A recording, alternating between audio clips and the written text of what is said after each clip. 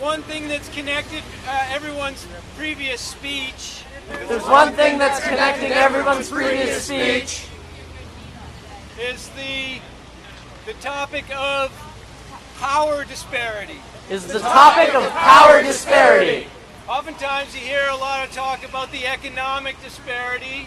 Oftentimes you hear a lot of talk about economic disparity. It comes down to a power disparity ultimately. It comes down to a power disparity ultimately. That's why we don't have a national health care plan. That's why we don't have a national health care plan. That's why we don't have support for unions in Congress. That's why we don't have support for unions in Congress. And I just want to state what might be the obvious. And I just want to say what might be the obvious.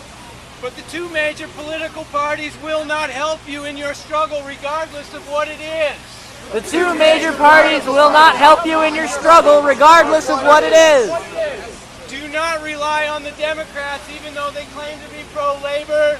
They claim to be pro-environment, they claim to be anti-war, etc. They are not. Woo! Which leads me to one last point. Former Prime Minister Tony Blair has been chosen as commencement speaker at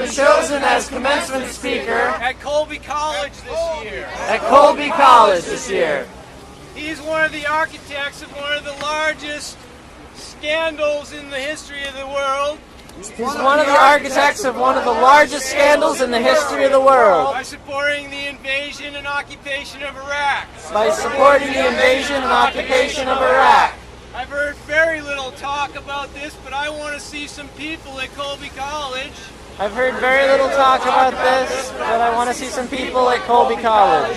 To remind the world that we have not forgotten. That 1 million people have perished in Iraq. And 2 million people have been displaced in Iraq. And we're still there stealing their natural resources. So please consider going to Colby College on commencement day.